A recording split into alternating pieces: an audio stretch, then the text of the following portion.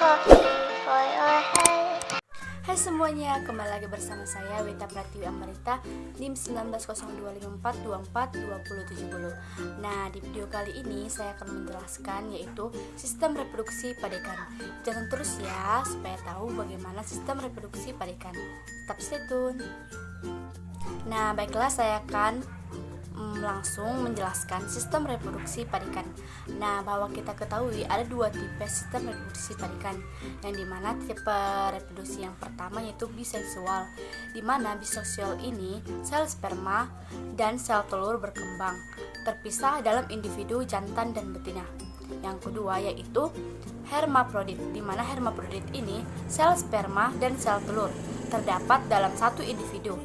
Yang tipe ini dibedakan menjadi 3 macam yaitu, yang pertama yaitu hermafrodit sinkronik, yaitu golongan ikan yang gonad atau sel kelamin betina dan jantan dapat matang dalam waktu yang bersamaan. Misalnya pada ikan kakap dan ikan kerapu. Dan yang kedua yaitu hermafrodit pontari, di mana golongan ikan yang dalam pontari ini golongan yang dalam hidupnya mengalami perubahan dari jenis jantan menjadi jenis betina, yaitu misalnya pada ikan kakap merah. Dan yang selanjutnya hermafrodit protogoni, yaitu golongan ikan ini yang mengalami perubahan jenis dari betina menjadi jantan. Contohnya yaitu adalah belut sawah dan lain-lainnya. Nah, selanjutnya ada juga pemijahan ikan dapat terjadi jika hidup dalam lingkungan yang ideal, yaitu yang di dalam eksternal, yaitu seperti dengan suhu, cahaya, bau, air yang mempengaruhi syaraf atau kemudian ke hipotalamus, pituitari dan ke gonad. Yang selanjutnya ada juga secara internal, di mana secara internal ini merupakan ritme internal dan di mana mengatur sebagian atau seluruh reproduksi musiman. Itu contohnya kesehatan ikan. Nah, selanjutnya ada juga siklus ovarium, di mana ada beberapa fase persiapan pre-spawning atau pemijahan post-spawning. Nah, berdasarkan fungsi reproduksinya dapat dibedakan ikan jantan dan betina. Ikan mempunyai ciri yaitu sebagai seksual primer, seksual sekunder, dan seksual sekunder tambahan. Nah, ciri seksual primer yaitu organ yang berhubungan langsung dalam proses reproduksi. Organ yang contohnya di mana organ reproduksi jantan yaitu testes dan sepasang sel sperma yang dimana membentuk sperma atau hormon seks. Dan organ reproduksi betina adalah sepasang ovarium yang menghasilkan ovum, yang dimana kedua ovarium ditunjang oleh mesenterium atau mesofaria yang berupa kantong kosong yang dinding luarnya berlipat-lipat. Yang selanjutnya ciri seksual sekunder, di mana ciri seksual sekunder ini ciri yang tidak berhubungan langsung dengan proses reproduksinya. Misalnya bentuk tubuhnya, warna tubuh, ekor yang memanjang dan ciri-ciri lainnya.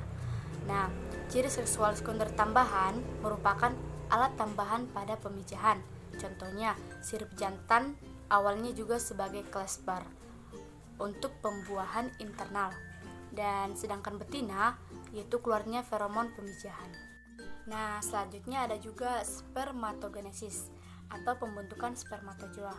Nah, yang pertama dimulai dengan benih sel primitif atau spermatogenia. Nah, yang pertama yaitu membesarnya menjadi spermatogenia.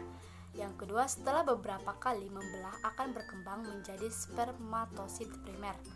Dan yang kedua, spermatosit primer adalah sel yang besar di dalam kromosom atau di inti dan membelah sangat cepat melalui fase spermatosit sekunder menjadi spermatid. Nah, kemudian beberapa kali mengalami diferensiasi sampai menjadi spermatozoa. Nah, selanjutnya ada juga fertilisasi eksternal dan internal, di mana fertilisasi eksternal itu pertemuan ovum bertambah sperma terjadi di luar tubuh induk. Sedangkan fertilisasi internal yaitu pertemuan di dalam tubuh induk. Pada proses ini digunakan alat tambahannya misalnya tenakulum dan lain-lainnya. Nah, kemampuan fertilisasi ini juga berkurang kemudian akan hilang jika ada air jika ada di air tawar, menutupnya mirkripel atau tempat masuknya sperma ke dalam ovum untuk membuahi disebabkan masuknya air ke dalam plasma. Nah, jika telur ada pada larva yang isotonis, kemampuan fertilisasinya akan lebih lama. Baiklah, sekian penjelasan dari saya mengenai sistem reproduksi pada ikan. Semoga bermanfaat bagi teman-teman semuanya. Jangan lupa like, share, komen, dan subscribe. Terima kasih. Bye-bye.